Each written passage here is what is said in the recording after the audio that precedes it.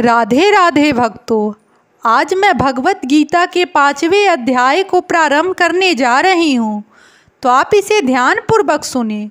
अध्याय 5 में कर्म योग, कृष्ण भावना भावित कर्म बताया गया है। श्लोक 1।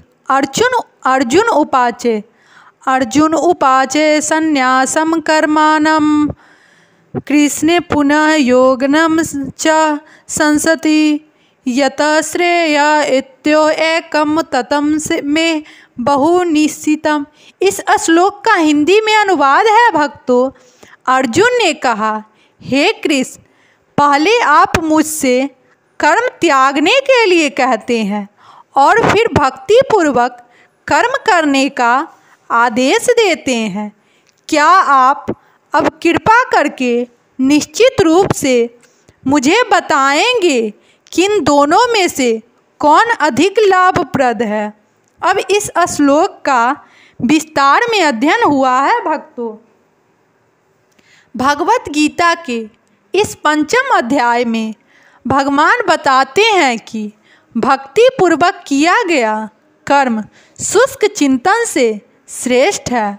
भक्ति पद अधिक सुगम है क्योंकि दिव्य स्वरूपा भक्ति मनुष्य को कर्म बंधन से मुक्त करती है। द्वितीय अध्याय में आत्मा तथा उसके शरीर बंधन का सामान्य ज्ञान बताया गया है। उसी में बुद्धि योग अर्थात भक्ति द्वारा इस भौतिक बंधन से निकलने का भी वर्णन हुआ है। तृतीय अध्याय में यह बताया गया है कि ज्ञानी को कोई कार्य नहीं करने पड़ते। चतुर्थ अध्याय में भगवान ने अर्जुन को बताया कि सारे यज्ञों का पर्यवसान ज्ञान में होता है, किंतु चतुर्थ अध्याय के अंत में भगवान ने अर्जुन को सलाह दी कि वह पूर्ण ज्ञान से युक्त होकर उठ करके युद्ध करे।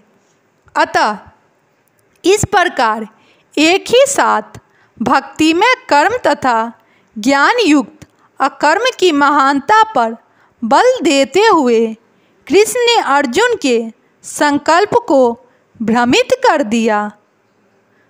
अर्जुन यह समझता है कि ज्ञान में संसार का अर्थ है इंद्रियों कार्यों के रूप में समस्त प्रकार के कार्यकलापों का परित्याग। किंतु यदि भक्ति योग में कोई कर्म करता है तो फिर कर्म का किस तरह त्याग हुआ? दूसरे शब्दों में वह यह सोचता है कि ज्ञान में संन्यास को सभी प्रकार के कार्यों से मुक्त होना चाहिए, क्योंकि उसे कर्म तथा ज्ञान असंगत से लगते हैं।